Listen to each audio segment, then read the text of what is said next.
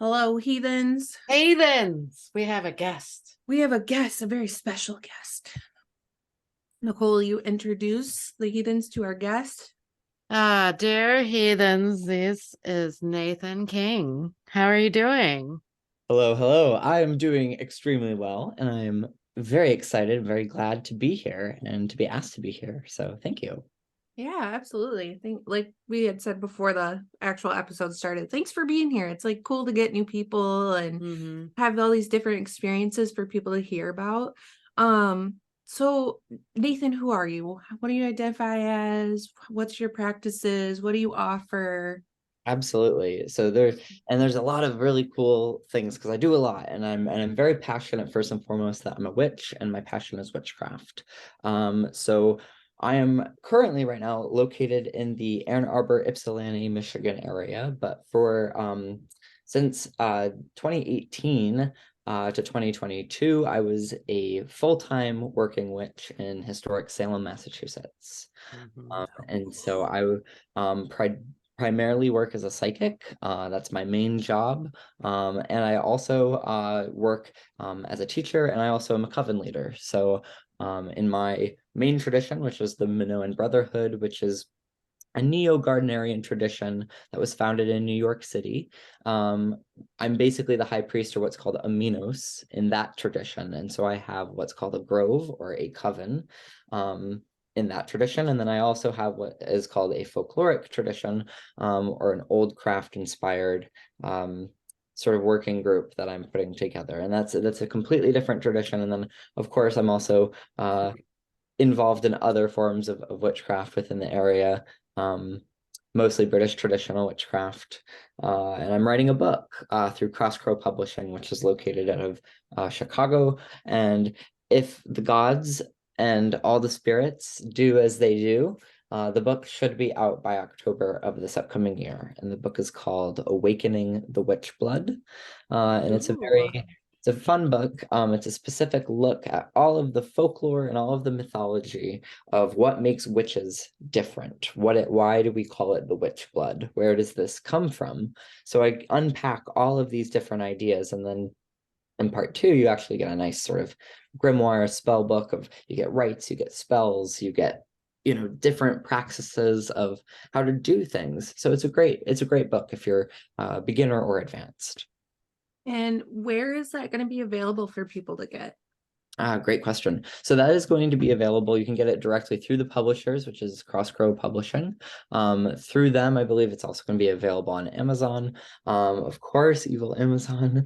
But they give us the good books. It's also going to be available in mostly metaphysical shops that do Crow Publishing has a relationship to. And so you will find these sort of all over the world. They do vend up to 60, I believe, plus countries, which is really exciting. So there's so many. This is going to be available in different languages, and very excited to see how the book. That's so cool. Yeah, no, it's exciting. So how long have you worked on this book? This is funny because was the last time that I saw you, Nicole, at Convocation in February. Mm-hmm. Yep. So that's when I started writing the book, because that's when the publishers approached me. Oh, So wow. so in the other hat that I wear as a teacher and as a lecturer within witchcraft, metaphysics, paganism, I was doing a lecture series at Convocation, which is a very large metaphysical event out of Detroit, and one of the classes was called Awakening the Witch Blood. And it was a hour-long, class of a presentation about these concepts. And the two people in the audience were there. They happened to own a publishing company, and they said, "Hey, we really love this. Would you turn this into a book?" And it's funny because for years and years and years, I was being told by psychics that I would be writing a book. And I've always thought about wanting to write a book. And so it never really manifested until I actually made the move back to Michigan from all my time in Salem. And it just kind of fell in my lap. And so here we are. That's So cool. amazing. I Yeah. Full love circle. magic. Absolutely full circle moment, right? Like Right. it's very funny too, because uh you know I went to Salem to discover what, from an outsider's point of view, was we have this idea of what's really real witchcraft, right? Like, where's the valid stuff? Where's the historical stuff? And this is a very American thing, by the way. It is a very American thing because Americans are always looking to, well, where do we come from, right? Like, where's the real stuff? Because we don't have much that's native for our family lines here versus if you are in Europe. There is this search of validity when we look at these spiritual practices.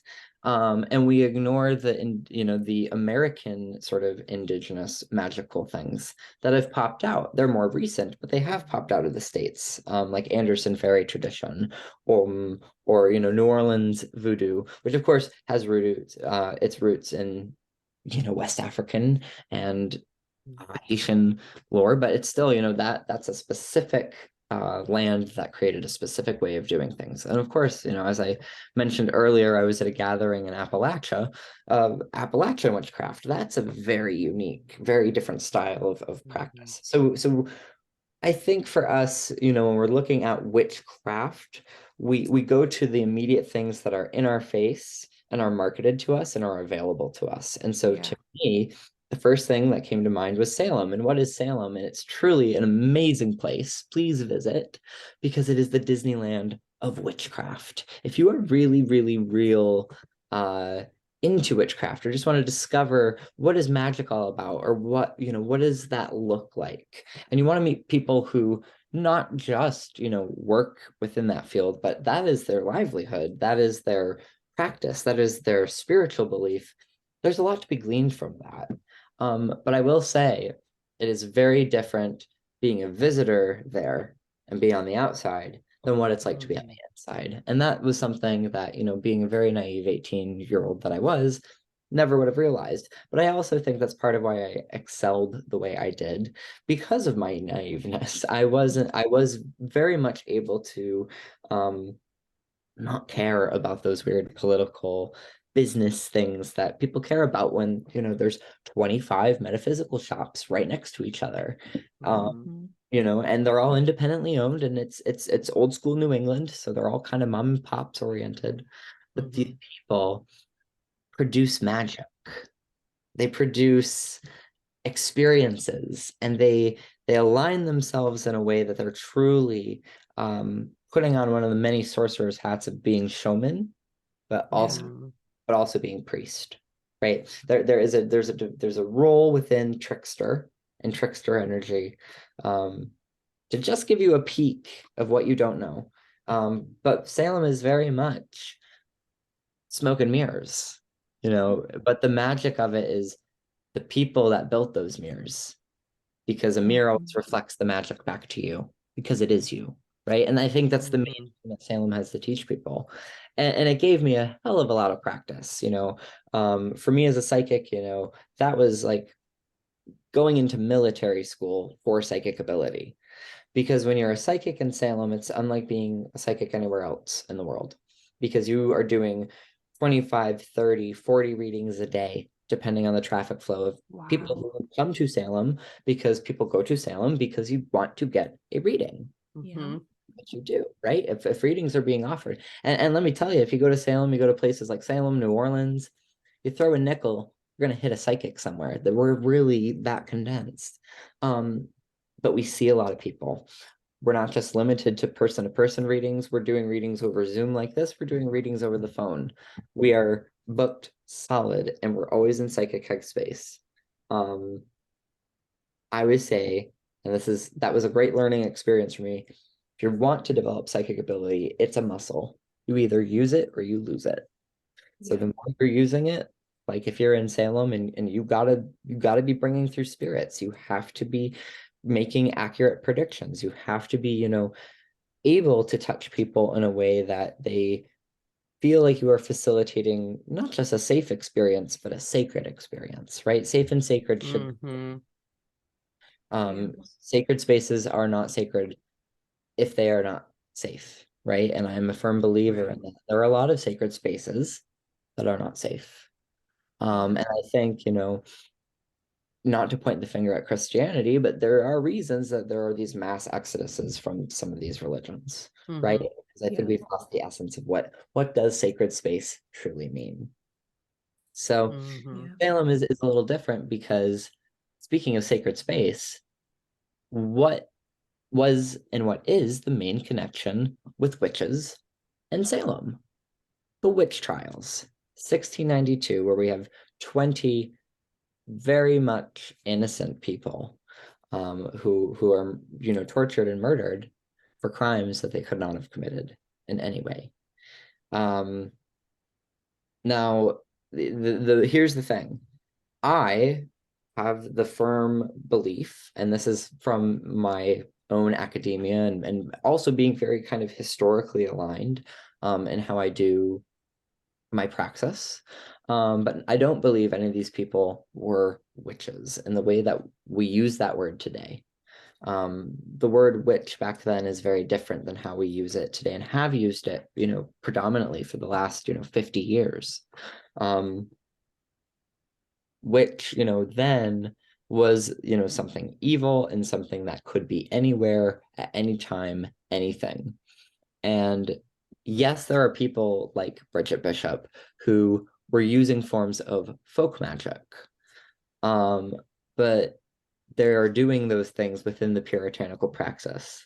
So we can see that magic and religion tend to get blended, and that's where the lines get blurred. But just because Bridget Bishop is using a very localized form of folk magic, kind of like, find a penny, pick it up.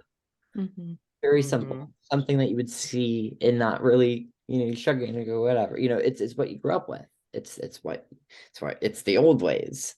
Those sort of little things are what's stuck in the States. Is that enough to make someone a witch? I can't say that, I don't think so from my view of that. So for all of that, to be said, why did real witches settle in Salem? That's a really vital question. That is a question that I have. Yeah, I'm so glad you're bringing this up. It's part of this really amazing story of what is the entity of Salem, because she really is her own entity. And she has many faces. And he has many faces. Salem is this androgynous, multifaceted being. But it really goes back to the mid-1960s with a woman named Laurie Cabot. And Laurie Cabot is the official witch of Salem. She was given this title by the governor of Massachusetts at the time, Michael Dukakis. She was given this title because she was doing so much good work with kids who had disabilities, special needs. But she was doing a lot within witchcraft and centering herself where she could brand and market witchcraft in a way that not only made sense to people of that time, but she was able to give a genuine face to the craft that I think people really needed at that time. She became iconic because she made witchcraft accessible. This is books, her appearances on things like Oprah, Unsolved Mysteries, but more importantly, because she came to Salem, and Salem at this time had nothing to do with witch trials. Like there was nothing. There were no museums. There was maybe a small plaque here and there, but there was nothing. It was not a destination. The locals wanted nothing to do with Salem because of the shit stain it left on their reputation as a town. They didn't want to be known as the places where they hung the witches. But they did. And it's kind of hard to get away from that. And over time, if we go from 1692 to today, the landmass that was Salem gets smaller and smaller and smaller and smaller. So what Salem is today is very much, just Salem town. It's a dot on the map that was the Commonwealth of Salem, which, included Danvers and Swampscott. And, at one time, this Commonwealth, which was, Commonwealth of Massachusetts, went all the way up to the borders of Maine. So what was Salem was a lot bigger. So when you're in Salem proper or Salem town, it's a little different, but I'm getting off track. I digress. Laurie Cabot comes and she recognizes that, Salem has no economy. It's a working class town right on the water. and she needed to make money. She was divorced, she had 2 kids, and she was a really damn good psychic. And she was like, all right, this was her mission.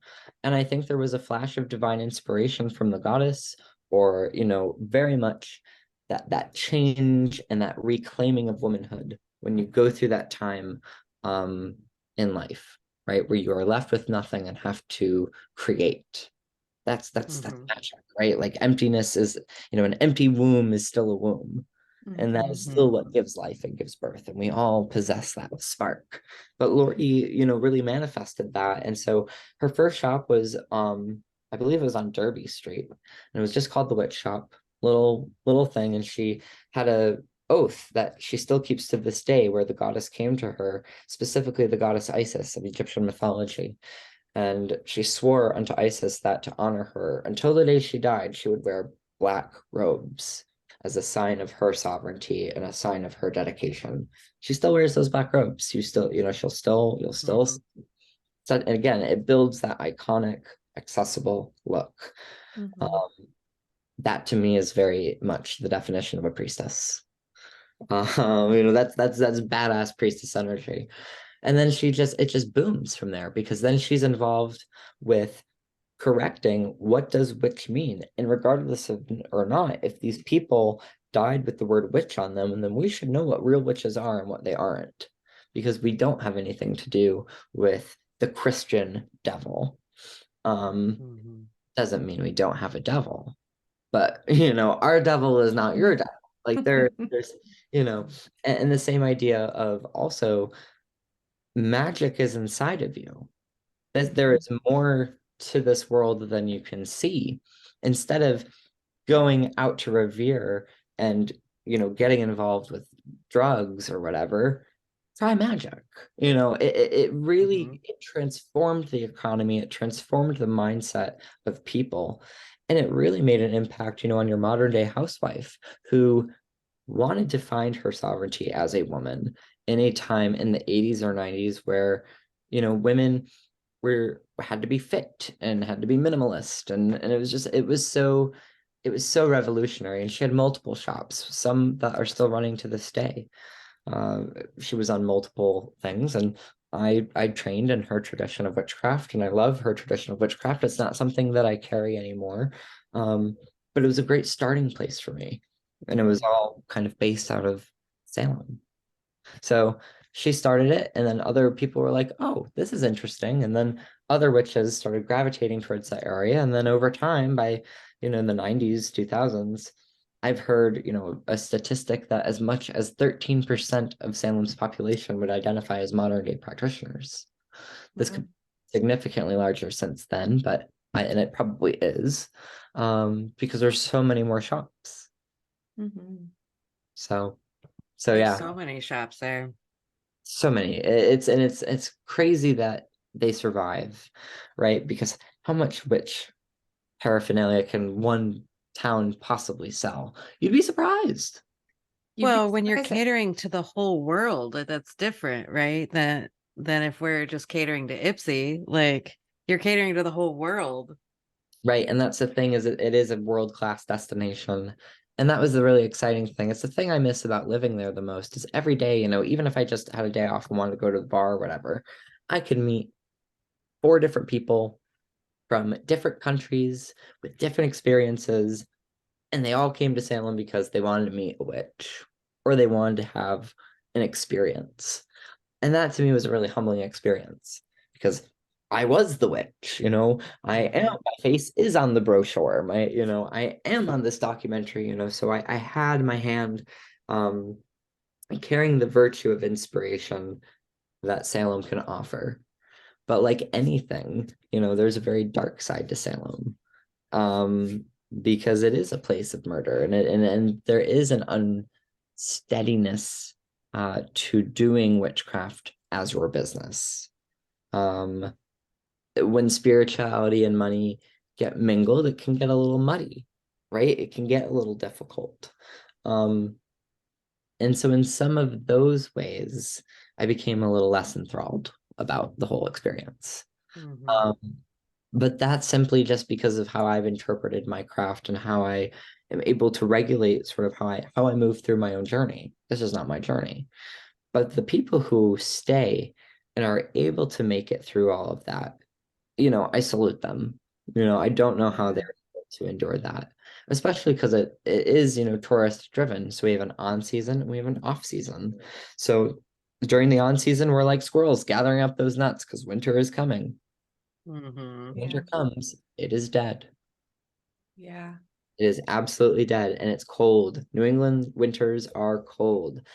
Not as cold as Michigan, fun fact. But it's a different kind of cold, right? It's a bitter cold.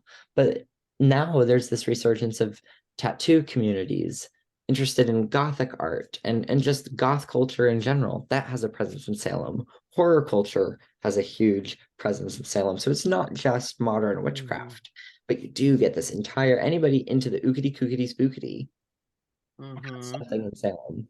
And it's such a small town that it's not until you see how small it is, you're like, oh, you know, Yeah. that's what I think keeps its magic.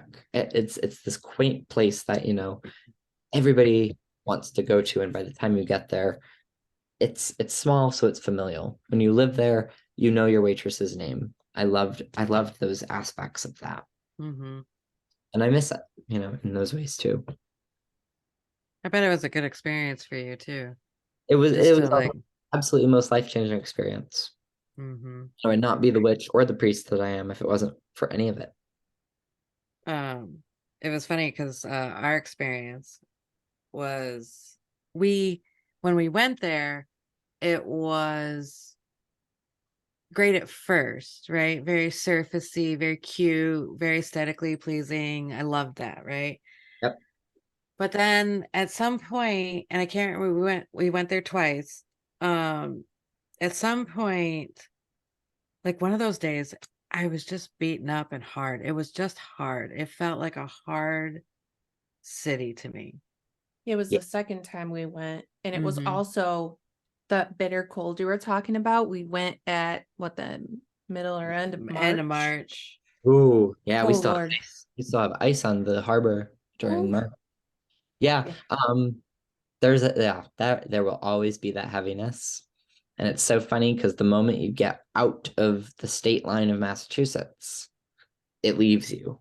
Like it unsticks to you. It's so weird how much energy has been imbued into this place, but it is not a divine imbuement. It is very much a human imbuement of people empowering this place because Mm-hmm. it's fed with folklore and legends and stories, and all of those things are the seeds of magic.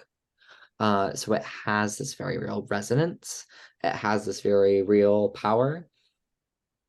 And just like anything, power can be very corrupted and very twisted depending on who's using it. Yeah. So Absolutely. Salem has many characters with many different plot lines. And because it's such a small town, it's very easy to get caught up in the hot gossip because believe me, there's plenty of it. Oh, I'm sure. I couldn't But, even imagine. Salem is very famous for the witch wars, and it has to be brought up because it's what everybody wants to know about. So here we go. Um, Wait a minute, there's witch wars. I was yeah, gonna say, what's right? the witch wars? Are The you fuck is kidding me? No, Yeah, not no, kidding. we had no Oh See, my idea. God. All right. Well, I think, and it's very funny because historically it's always existed. This goes back to like the time of Aleister Crowley, where Crowley and people even involved in the Order of the Golden Dawn, people like Yeats and people like McGregor, they made these observations. They're like, wow, magicians and witches have an ego. Duh. Like if you believe you have empowerment, right? Of course we have an ego. We rule the fucking worlds. Like, of course. And we do, and you should have an ego, but you should keep that motherfucker in check, right? Yeah, that's yes, there true. it is. There's the Detroit slipping Mm-hmm. out of me, right? Yes. I'm from Michigan when I talk like that. Anyway, they where was I with this? Right? It's Oh, witch wars. We were at witch wars. they Aleister Crowley. thank you. They observed this idea when all these magicians who have these big egos get together in small groups, chaos Yeah. I'm better than you, all this weird Yeah. deals. We like these relationships are so intense because everybody is so charged with whatever they're holding. It's just like a flash in the pan and it just crumbles nothing. So Mm. Alistair Crowley to be proactive and to create a magical order, but that didn't have to like really meet. He really wanted to do social distancing before social distancing was a thing. He created, the order, he created AA. You can look up what that is. I don't know off the top of my head what the secret name is, and I'm sure there's someone shouting it at the secret, in the secret room, listening to this podcast, being like, it's the order of the whatever, but it's just Right. abbreviated as the AA. And it was basically like a mail order catalog magic school where you would write to them and they would send you materials lesson by lessons and you would send back and it'd all be done, with snail mail in Victorian England. How about that? Wow. Wow, Because that's crazy. they saw the conflict of community and how the community is very important. It's gift, it's virtue when it's done right. It is connection. It Mhm. is feeling belonging. It is feeling cared for, right? All these C words, community, caring, belonging. But community can also be corrupt. Community can Mhm. also be petty. Community can also be what's the word? Snaky. You know, Yeah. Hey. well, I'm hey, fellow snake, um but in that way that it just sits until it just doesn't, right? It's always moving, there's always something. But I think there's real value in community above all things. But with like this idea of witch wars, it's really like when two witches go at it. And then you throw in some magic, and then it's like you go to your altar, I'll go to mine. And it's over the dumbest shit. It's over the stupidest shit. And just like you have business wars with competing bakeries or competing Christmas shops, of course it's going to happen with the witch shops as well. As enlightened as we claim to be, we're still people. And I Sure. think when we are in a tourist spot where people are expecting to speak and meet with real witches because they may be from areas where still a very foreign hush hush concept to them.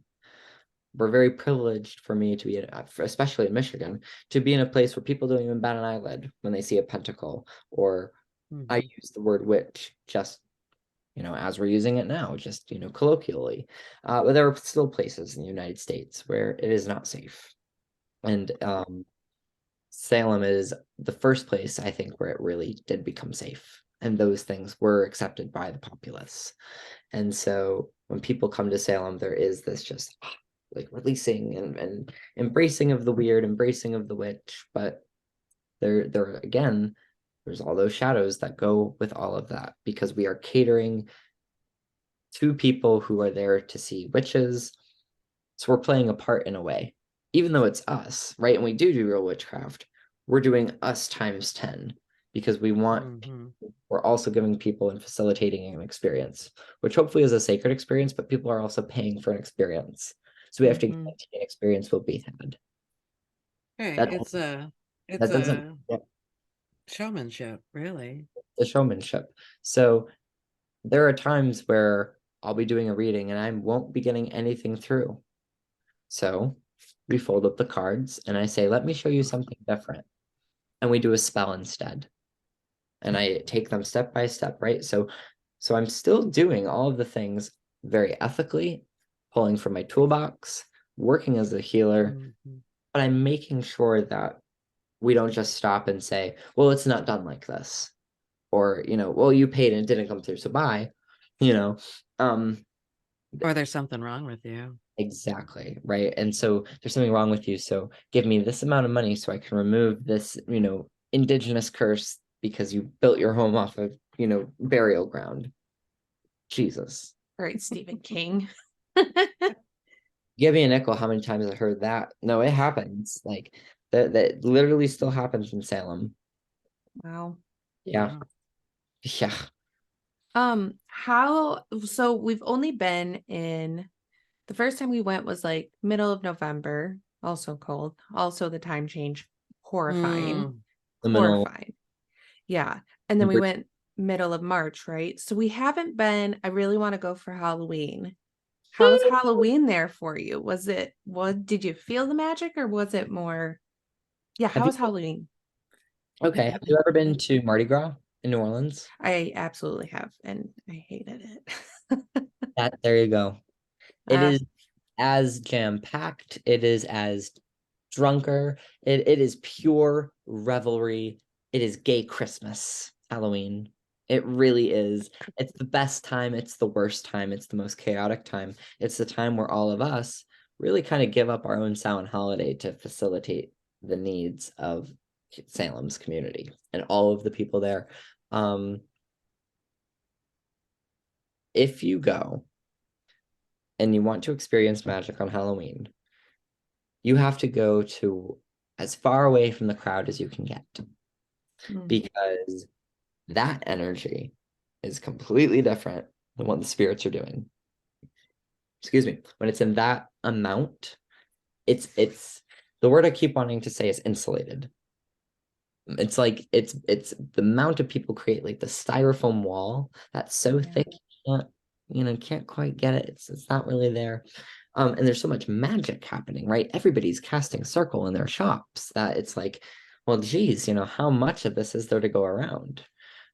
Believe me, there's plenty, and there is effective magic being done, but it's so supercharged that I think our natural receptors, for good reason, just need to be. So it's exhausting. yeah. You will be exhausted. Have a hotel room, bring good walking shoes, and know that you will be waiting in lines for most of the day because it's a small New England town and the streets were made for horses and carriages. They were not made for cars. So everything's really small. And everybody has come from Puerto Rico to England, from England to Florida, Florida to the little town in Idaho. We have everybody from newborns to 99-year-olds in their wheelchairs and their little Halloween t-shirts. And it's interesting because with witchcraft, it seems that there's always like 25 years there's some sort of resurgence or some sort of movement where witchcraft kind of comes back into public consciousness. And we're back in that revival time right now.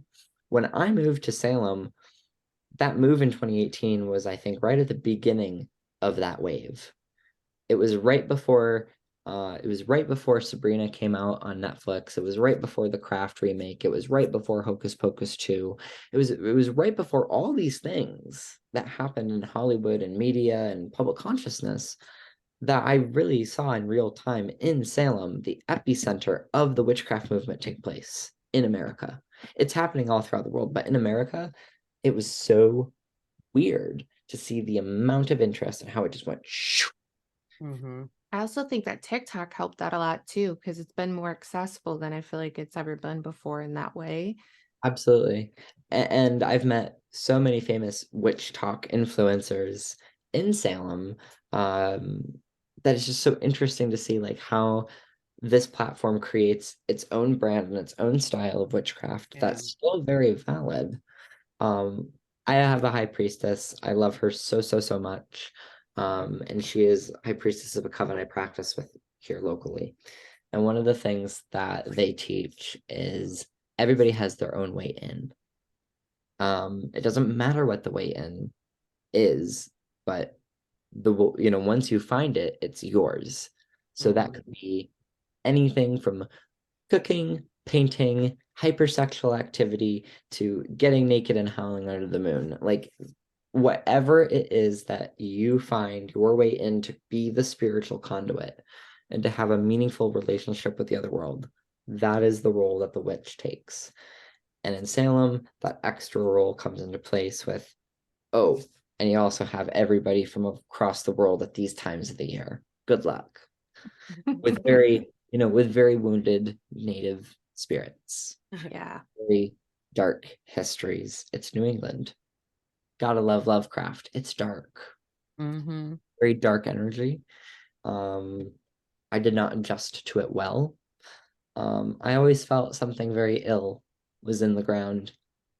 I always felt like, there was something restless, you know, and I felt like there was always something scared that just didn't want to be bothered. And in a way, I feel like, there are spiritual experiences, there are paranormal experiences in Salem, but for the majority of them, a lot of them just don't want to be bothered. There's just so much movement and activity from the living. The dead have kind of made their own way into wherever they're at. Not that they've crossed over, they're still there, but they're settled and they're restless at the same time. They're in the under sort of belly of everything. Mm-hmm. I don't know how to describe it any other way unless you're there and you feel that pressure change. Yeah. Feel that sense of weight, or being pushed from behind almost. It's very individual, but it's a very common experience when people cross that line. Mm-hmm. No, it was very, because we had experiences in our hotel. Mhm. Well, was it a hotel? Yeah, it was at the Salem Inn. We stayed in the Peabody House. Yep, that's one of my top two most haunted locations in Salem. The first seance I ever did was in the Salem Inn. It And was really cool. yeah, Mm-hmm. the spirits there are really friendly, but it's one of the most active places that I've ever been to in the United States, period, point blank. So it was really weird, literally living like 4 or 5 streets down from it and just knowing what was there, seeing what was there, because it used to be, no women allowed. In its heyday, it was a gentleman's sort of parlor. Wow, It was interesting. hangout. So the most active room, especially if you go down at night and no one's there, is in the main lobby, kind of off to the side. It's got a red carpet. Mhm. And I'm talking about Yes. all the rocking chairs. Mm-hmm. You will go in there, you will feel the room hum with chatter, as if you won't hear it, but you'll feel the buzz as if everyone's talking, and you will smell the cigar smoke. Oh, that's interesting. And I always had the vision because I have, my knack is sight, so most of the time I see things. But I just saw all of these men smoking their cigars and playing pool and drinking. And then I turned around, and then in real sight, not using witch sight, all the rocking chairs were moving back and forth. And Yeah. Cool. such another, and it wasn't this experience of, oh, who's this? It was experience of, oh, we have a guest. So I do feel there was welcoming. But then there was a woman that I encountered on my walk on the stairs. And I very much feel like she was some sort of caretaker.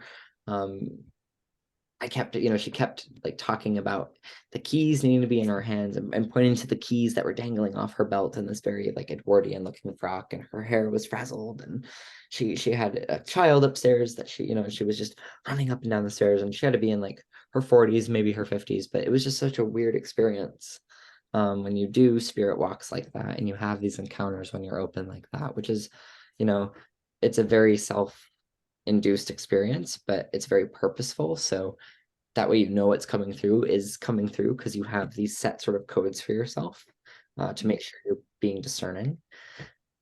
And yeah, the Salem Inn has always proven to be like one of those spots where it's like, oh, there's always going to be something here for whatever reason.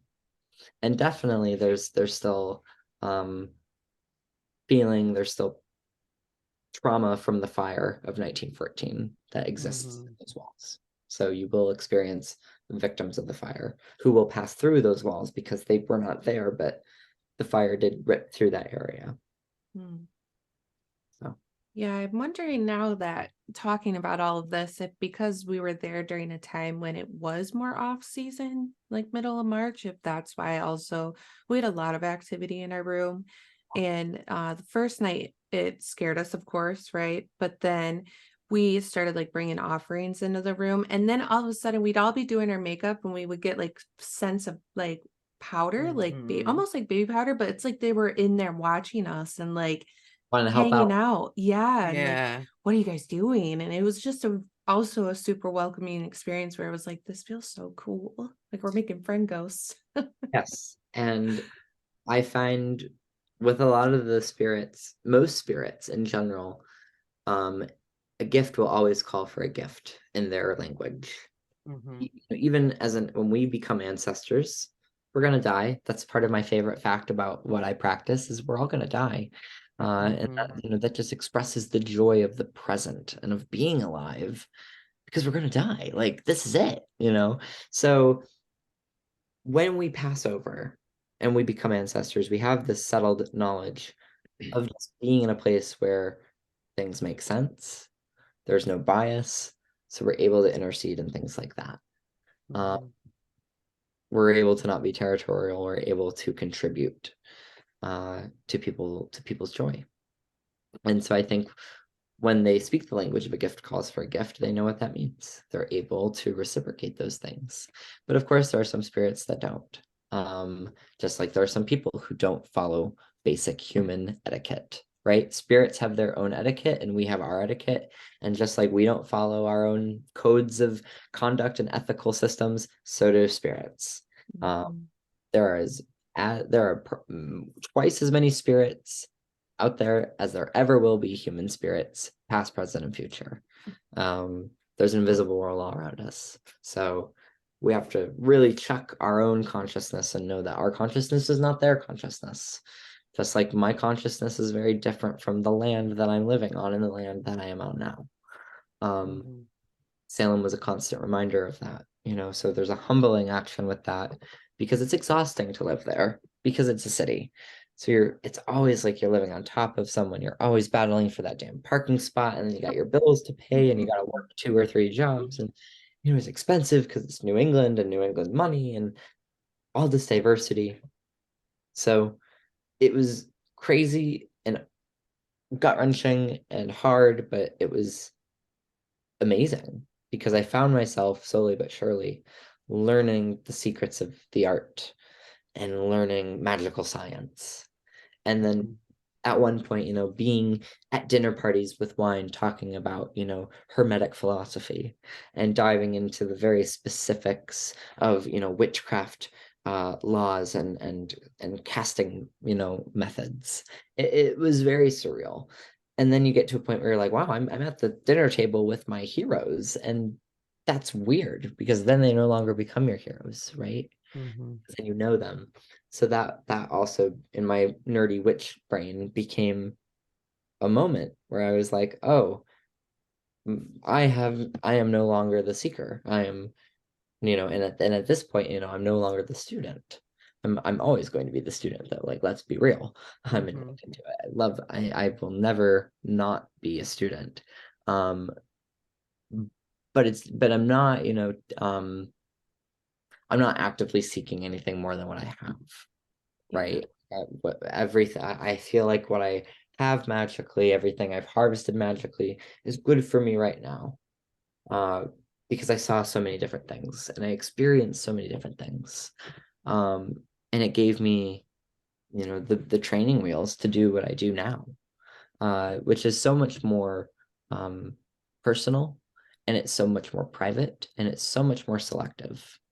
My witchcraft now versus my witchcraft then.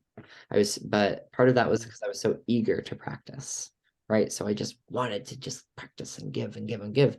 And as I've gotten older and I've grown into my practice, practicing, for the past decade, and starting off pretty young before I even could conceptualize what some of these symbols were, you evolve, you grow, and your spirits grow with you. So there's this moment of pause, I think, right in writing the book, and reflection, and all of that is almost reteaching everything. So Salem was a crucible, which is, I think, really great title for Arthur Miller's play, right? It's called The Crucible for a reason because it just transforms you. It shows you what you need to see, and some of those things are not nice. Yeah, there's you always have the to flip see. side. Yeah, you Flip have side to of the see coin. them. Absolutely. It's kind of like you said about which I love that, by the way, you saying like we're all gonna die. And you're right, it does. It makes like the present feel that much more surreal, and like you appreciate it way more. And it's kind of like the same thing where it's like when you see the dark, you appreciate the light. Yeah. Right. Right. Cool.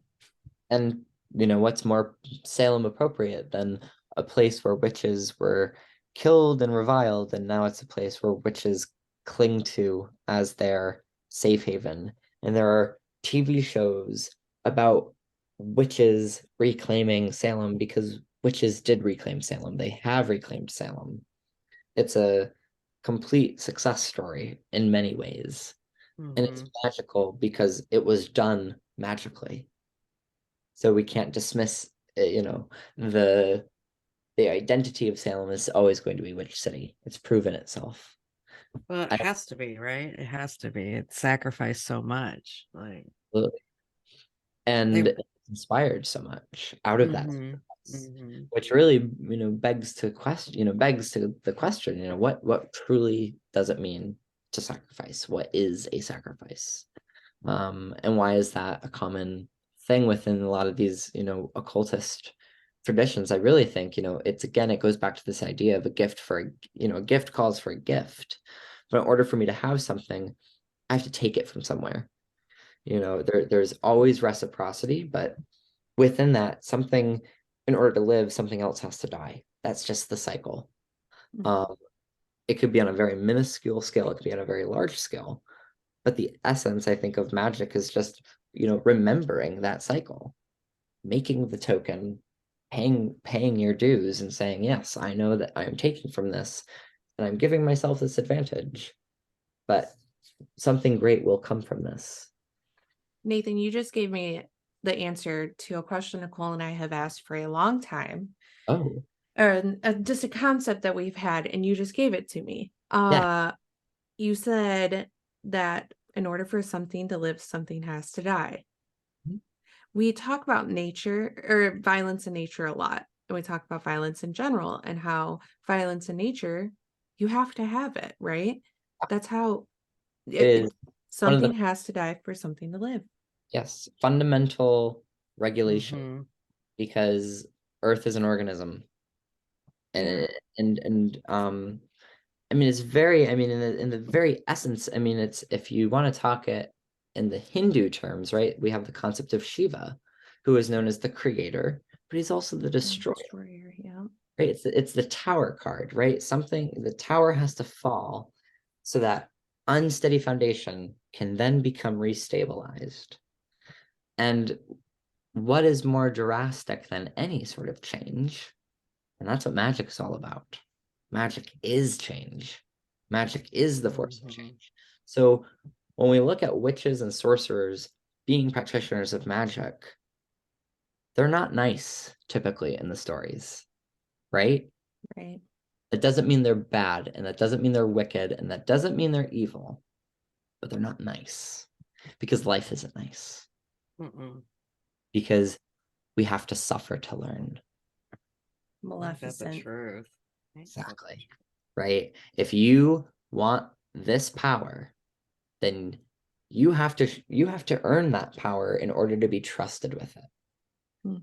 No God, no spirit, no universe would ever give a gun to a baby. You have to show, I know what I'm doing with this, and look at what I have gone through, right? You have to earn it. That is why, in the Wicca system, there are degrees. There are check-in points, as I like to call them, right? Are you ready and are you prepared for this next thing before I hand you this very precious thing? Are you going to use this well? So magic in essence, is really this idea of, something is taken and whatever is taken is also given, and whatever is given is also taken. But the remainder is still full because it's all born out of this idea of, I think, and this is holy sacrifice, right? Like we don't, when we use the word sacrifice, we think of Wicker Man and blood spatter, but like true sacrifice is this idea of giving of something precious and trusting that there will be enough, right? It's this sharing and the trust of the universe to share with it because it will provide for you. That is the humble act of making an offering.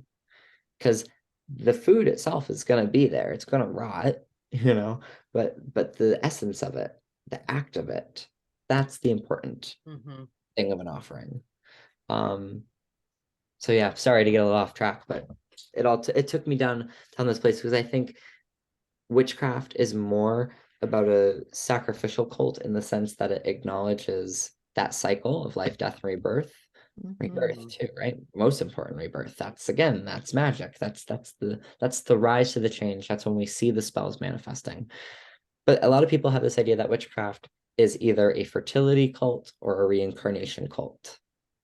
And I think it's right in the middle. I think it's all three of these things, but I think it's really this idea of taking and giving. I give to my spirits, they give to me. I take from my spirits, they'll still give to me. We give and take. There's a push, there's a pull, because we're building a meaningful relationship with ourselves, with where we live, with our histories, our folklore, but whatever that form takes. And and it's a craft, so it's all done in an artistic expression of the sacred. That's witchcraft. And truth is, again, not nice. So I enjoy kind of the idea that history took, witches being the bad guys, because it's like, yeah, we are the bad guys, technically speaking, because truth hurts, and also, anybody who has real power and uses it effectively, real power, will change a person. Ignorance really is bliss. So Amen. if somebody really is all that powerful, how happy, how kind, how nice would they truly be? Is that truly meant for us? So when I'm, looking at the book that I'm writing, are witches truly people that are not human? Do we have an extra something, in our type? Are we an extra sort of type of human? Is this what is this? I think all humans have an aspect of this. But there's always this idea of the divine mingling with humankind in very primordial times. And if that happened, that means we all shared some sort of DNA result going all the way back to Africa when this would have happened with the other world. And when the world is in trouble, the world wakes up to it. It happened during World War II with Gerald Gardner and the founding of Wicca. It happened during the AIDS crisis and witchcraft being a huge movement within the LGBTQ movement as well. Trying to think of other instances where witchcraft really was like, boom, because, oh, well, fuck, the Inquisition. Duh, right? Like, it's in your face. So we look at times of social distress and social change and counterculture and witchcraft. They're coinciding, always linked. They always will be. I think that's part of why witchcraft will also be inherently Luciferian. This idea of rebelling against the status quo, this idea of being fiercely independent, being, an anarchist in a sense. That's that's a witchy concept. That's somebody to be feared. That's devilish. So the association with the witch's devil is not far off. And that's always fascinated me, because the devil for me is going to be very different than the devil for you. There's a poem called My Law. That's all it's called. And one of the lines is, you are your own devil. You are your own devil. You are your own God. You have fashioned the steps that your feet have now trod. And I just always loved that verse, because it's like, oh yeah, I am the sovereign.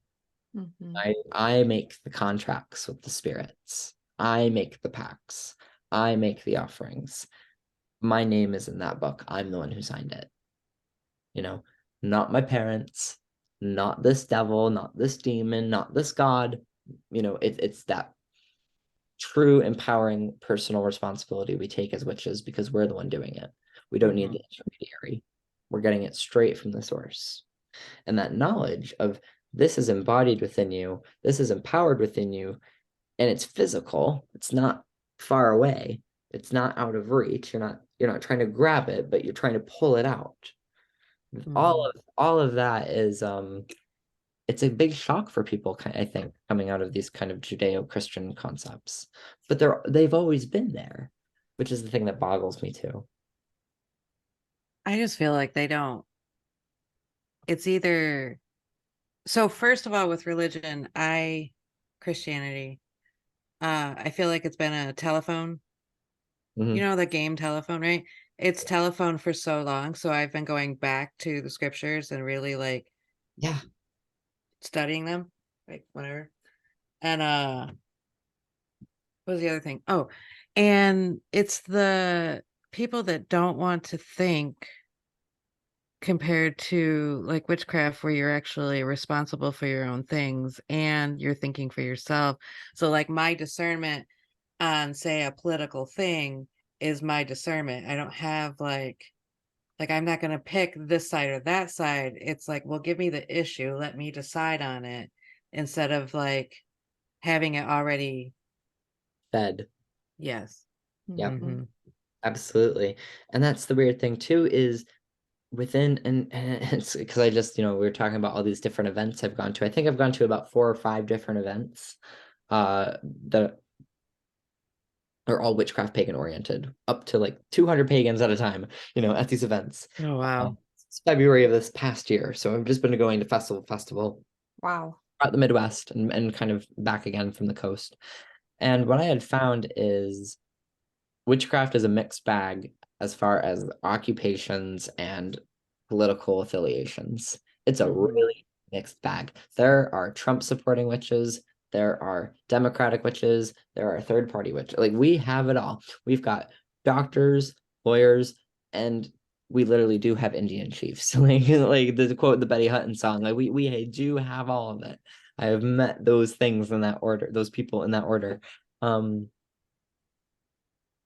And they all share that spark of wonderment and that spark of magic. Even if magic isn't fully believed, it is experienced. Absolutely. And I love that about magic because I have times where I don't believe in it. Sometimes I'm so sucked into my own adult beta world that I'm like, oh, hang on a minute, I'm a witch and there's other things going on here. Um, And that's also, on the flip side, when you live in Salem and you're always in that space, that can be very unbalancing as well.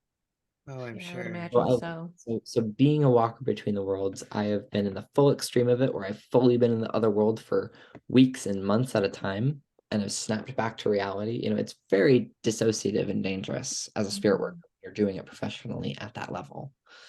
And for me, doing it so young, very dangerous. But as I've gotten older and kind of went through all of that, I've been able to modify things to be like, oh, this is the safety that I need to undertake as a psychic practitioner.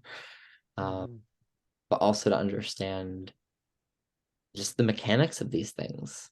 Because again, we're free thinkers, we are independents. We may practice in groups, we may practice in communities.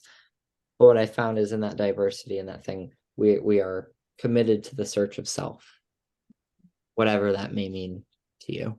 It is about experiencing the totality of self and indulging in that and knowing that, again, we have to do that because if this is it, then let's enjoy it for everything it's worth. Absolutely. Let's That was rain it so all out. beautifully said. Very beautiful. Thank you. You're And that's why welcome. sacrifice is important, right? Because we get, and it's not take, it's give. Because if you're not here tomorrow, then you give yourself. You give of yourself, you are the offering. Yeah. And when you start with the offering of that, everything else comes back to you. You will always be honored and respected if you have honored and respected your place of home and your place of people. It's that idea of, don't bite the hand that feeds you. It's just hard to know who's feeding you. So that's true. It's easier said than done, but if you can have that again, because again, we're all gonna die. The moment you realize that, you can have that remarkable unchaining of the illusion of self. the illusion of you as you. Because the truth is, we don't know ourselves. We have Yeah. not observed ourselves in a mirror our whole times. And the who we think we are is truly based off of the perceptions of everybody around us who has told us something about ourselves. Very interesting to unpack all of that. But for people who want to get to the seed of that, into the existence question, they all find themselves in the circle or under the stars, and they all have an interest within the other, whatever that may mean to you as well. There's something different. There's something other. A lot of these people too have experienced feeling like an outcast or feeling different.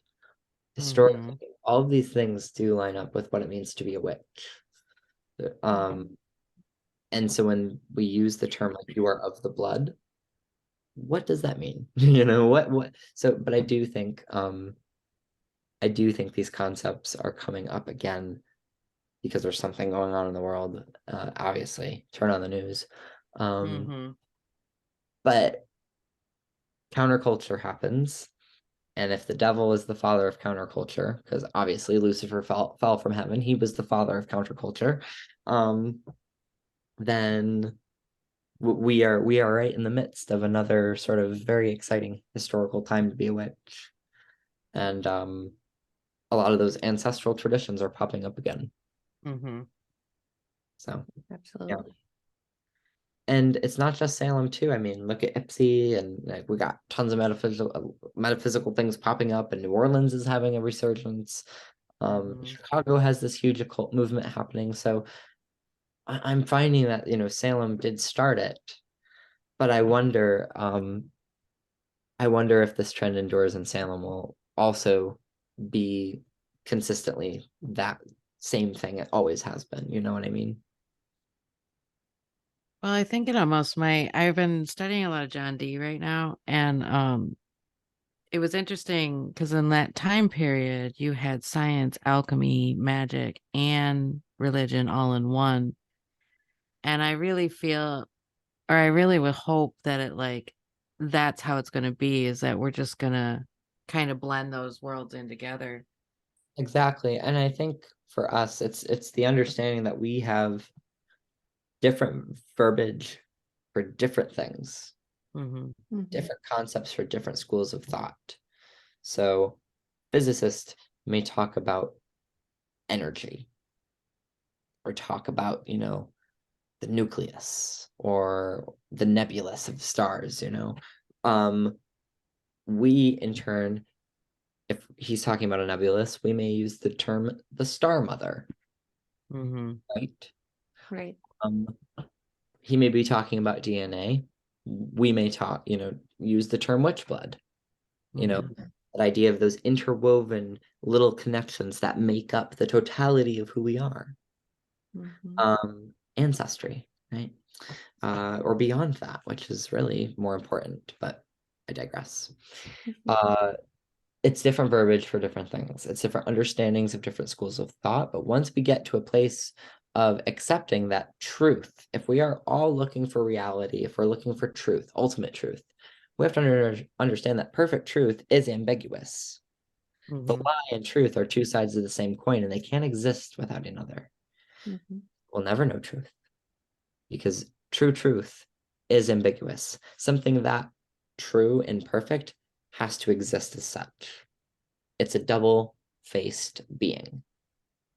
It is, the moon when she shines and the moon when she's gone. It is, the twilight and the dawn, that liminal thing. We are very dual-natured ourselves, aren't we? We can be very good and we can be very bad. We reflect what the stars do. We are of the same substance. Quite literally, we are stardust. Everyone loves that quote. Don't know who said it, but it's great. So, but we are of the same substance of the stars, and magic rules them all and ties them all together. It's very hard to ground ourselves in that reality which is why I think ritual is so important for those things. But yeah. I like it. Wow. Stuff. I So, hope this gets people as excited as I am right now. oh, To, like, good. be in, you know, any form of the craft or any form of working on themselves, whatever it may be. Right. No, I mean, just doing the work is doing the work, and claiming that you're doing the work is all you need to do to claim it. Because witches are willful and always have been, and witches are people who know that, you know, God and the gods help those who help themselves. You know, so if you have truly made the offering of self, then there is no guilt in the taking of what you need, because you know you have properly given what you've needed.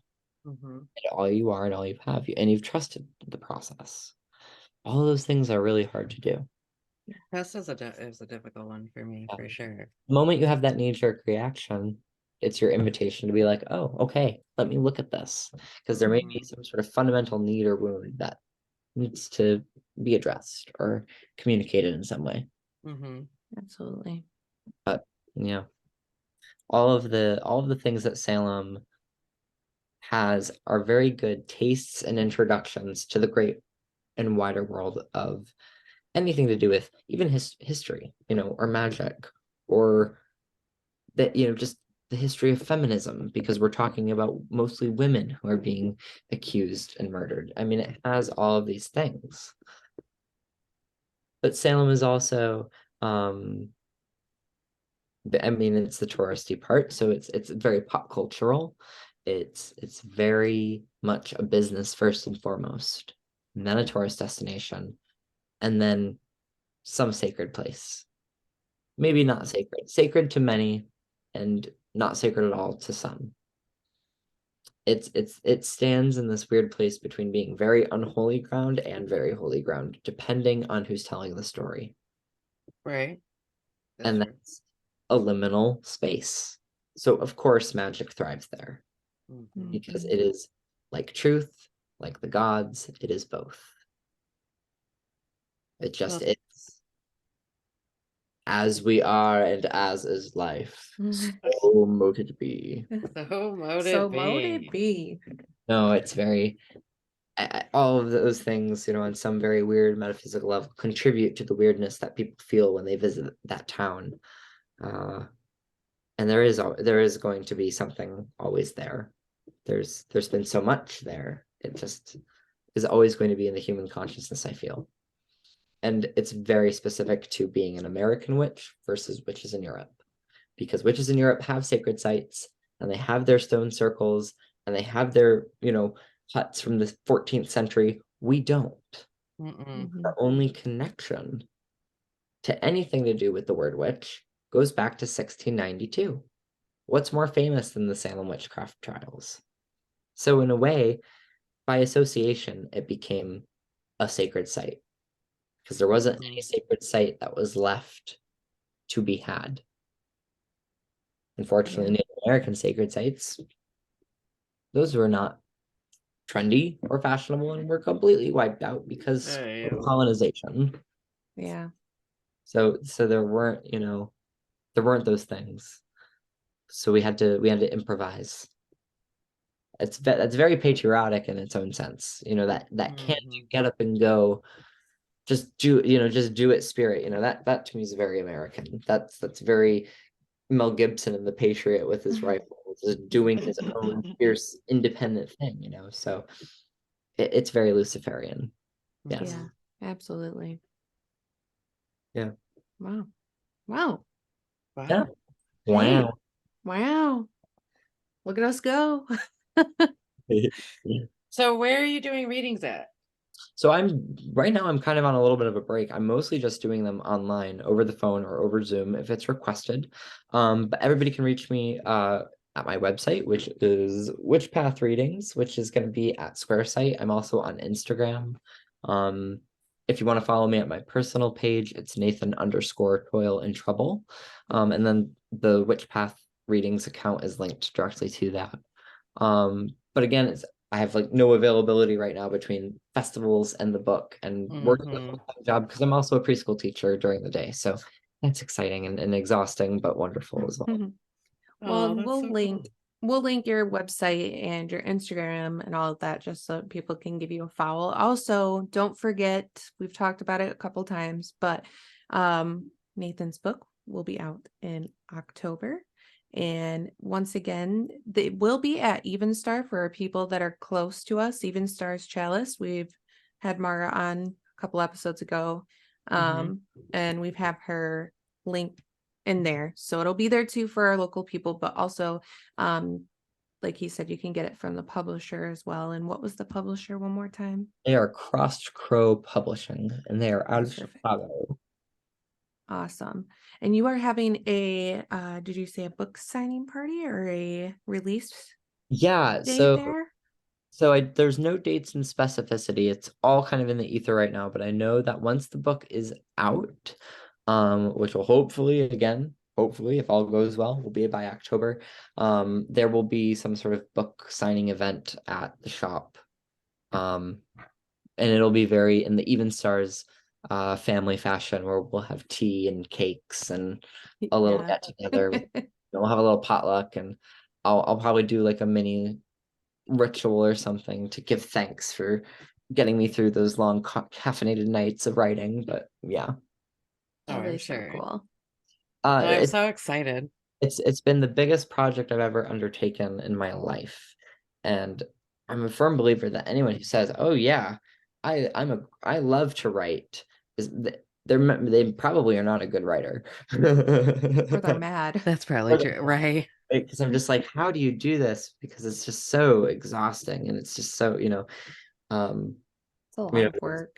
a lot of work, but it's so rewarding because it's just so fun to get different opinions, and it's just this whole process has been so magical. So it's been Well, it's amazing. just like if you were in labor or if you were giving birth, like if you're Yeah. It pregnant, because is. you're tired because you're growing a human. It is, Yeah. and every single word is so important. Mm-hmm. Everything, even from the big picture, and this also the tension, the anxiety of once I write this and this is in print, I can't take it back.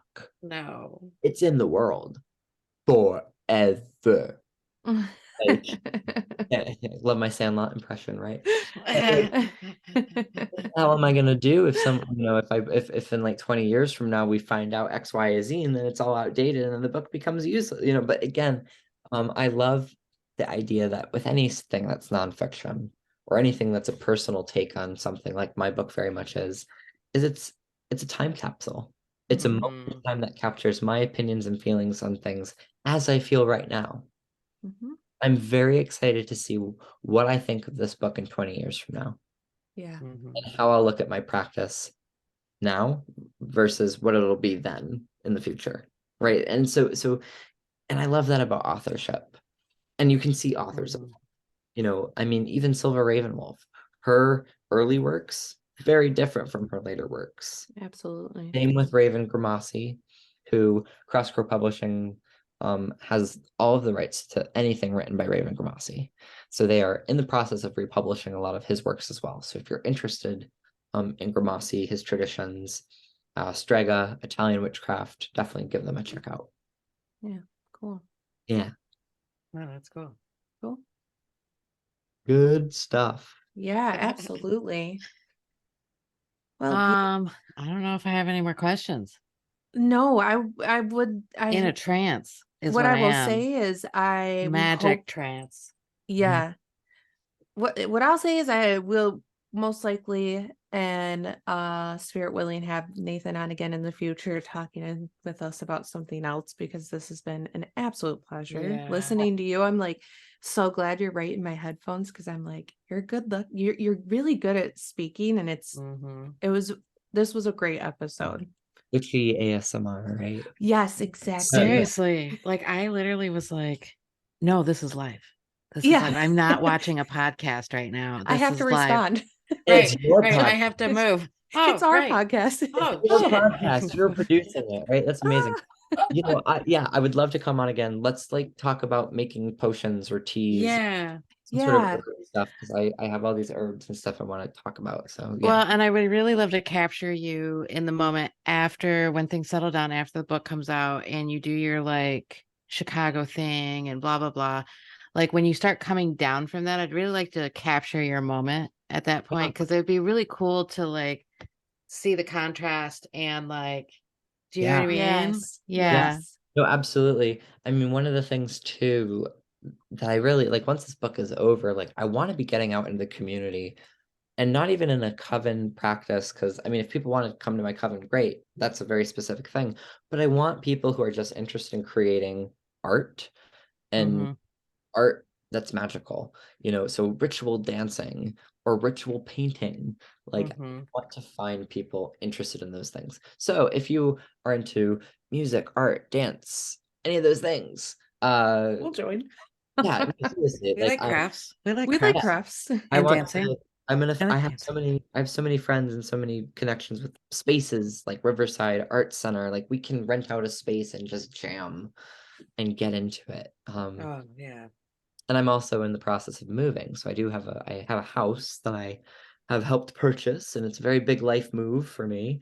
Um, but once I have a house, that'll be like an official sort of temple Covenstead area. So Oh, Oh, that's yay. cool. I will be able to host, I think, like different get-togethers and things out of there, which will be fun. Yeah, that's Mm-hmm. exciting. Yeah, yeah. Well, dang, you guys. What a great episode. Thank you so much for coming on, I'm Nathan, so and glad. blessing us with your presence and your words Mm-hmm. and giving us a lot to think about. I hope, again, that this is an episode people really enjoy, and I'm sure they really will. Mm-hmm. Yes. Thank you so much again. I've And enjoyed it. just, I got the chills too. Me too. Not just you. The love is mutual. The love is real. All right. Yay. So check out his website and look for his book. Yeah, man. And then in the future, when events start happening and you get to, we'll by then our Patreon will for sure be going, and we can Yeah. post. What? No. Yes, our Patreon will for sure be going. You guys will be able to get on there and see. We can post when Nathan's having events or these paint parties, the Mm-hmm. things that he has planned for the future, and we can keep everybody updated. So the future sounds exciting. This is very exciting. And Michigan is where it's at. If you are interested in witchcraft, metaphysics, paganism, there are so many witches where we're at right now. It's weird. Um, It's strangely comfortable, right? Mother Mitten cradles her witches, and she makes Mm-hmm. in the lakes five, right? There's five of them, five Great Lakes. Whoa, it's just we have that power here. Yeah, Absolutely. absolutely. Mm-hmm. Agreed. All right, peeps. All right, Well, peeps. I think that's it, you little heathens. The little heathen. Get out of here. All right. Well, we will see you guys in the next episode, which is on Letha and am I saying this right? Lugnasa. Lunasa, yeah. Oh, Perfect. we were saying it Oh. right. Heck yes. All right. Well, we will see you guys in the next episode. All right. Bye, Bye. heathens.